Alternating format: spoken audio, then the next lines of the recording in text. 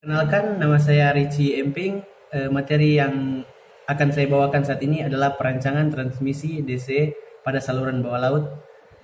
Jurnal yang saya ambil saat ini dari Dedi Sarta Firman, BI, Petrus Tahir Ursman dari Universitas Katolik Indonesia Atmajaya Jakarta.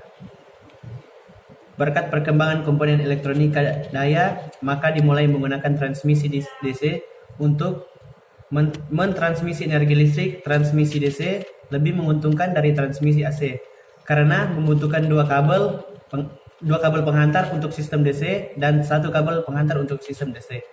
Untuk transmisi DC yang menggunakan sistem DC terdiri dari dua konverter. Di Indonesia, kondisi geografis yang terbagi atas beberapa pulau mendukung dibuat saluran transmisi DC di bawah laut. Pendahuluan. Sistem transmisi energi listrik yang umumnya digunakan adalah transmisi AC, tetapi berkat perkembangan komponen elektronika daya, maka mulai digunakan transmisi DC. Transmisi DC lebih menguntungkan dari transmisi AC karena membutuhkan dua kabel penghantar untuk sistem bipolar dan satu kabel penghantar untuk sistem monopolar. Transmisi DC bawah laut digunakan agar pulau-pulau yang kekurangan daya listrik bisa dapat tambahan daya listrik dari pulau yang berlebihan daya listrik seperti Pulau Sumatera dan Pulau Kalimantan. Teori dasar saluran transmisi arus searah dapat diklarifikasi menjadi tiga, yaitu monopolar, bipolar, dan homopolar. Yang pertama, monopolar adalah sistem DC yang menggunakan satu konduktor dengan arus balik melalui tanah atau air laut. Suatu konduktor pada monopolar mengalir tegangan dengan polaritas positif atau polaritas negatif.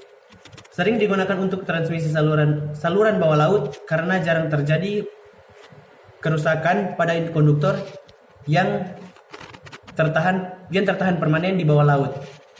Bipolar adalah sistem DC yang menggunakan dua konduktor yang mengalirkan tenaga dengan polaritas positif dan polaritas negatif. Setiap terminal pada sistem bipolar memiliki dua konverter yang terhubung dari dua tidak ada arus ke tanah. Namun, bila salah satu konduktor mengalami gangguan, maka konduktor yang lain dapat beroperasi dengan arus balik melalui tanah. Homopolar adalah sistem DC yang menggunakan dua atau lebih konduktor yang menghantarkan tegangan dengan polaritas positif atau polaritas negatif. Setiap terminal pada homopolar memiliki dua konverter yang terhubung seri dengan arus kembali dari masing-masing terminal melalui tanah. Salah satu konduktor mengalami gangguan, maka terminal yang lain dapat beroperasi dengan arus kembali melalui tanah. Transformator atau sering disebut dengan trafo adalah salah satu mesin listrik yang berfungsi untuk menurunkan atau menaikkan besar tegangan dan arus tegangan.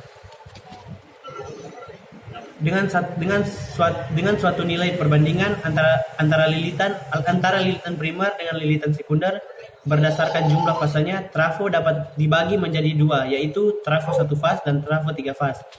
Pada sistem yang akan dibahas, trafo yang digunakan adalah trafo tiga fasa yang berada di bagian sisi pengirim dan sisi penerima. DC merupakan suatu rangkaian elektronika daya yang digunakan untuk menyalurkan daya. Rangkaian ini terdiri dari dua konverter, yaitu rectifier dan rectifier yang berfungsi sebagai inverter. Rectifier adalah sebuah konverter yang berfungsi untuk mengubah tegangan bolak-balik menjadi tegangan searah. Rectifier pada sistem ini menggunakan dua buah rectifier 6 pulsa yang terhubung seri membentuk rectifier 12 pulsa dengan rangkaian. Analisa sistem data jaringan. Pada sistem ini menggunakan transmisi HVDC monopolar yang terdiri dari suatu konduktor dengan tegangan polaritas positif dan arus balik ditanakan. HVDC monopolar ini menghubungkan listrik dari Palembang ke Bangka melalui saluran bawah laut dengan tegangan transmisi DC 350 kV. Berikut adalah data jaringan transmisi. Yang pertama, jenis DC monopolar.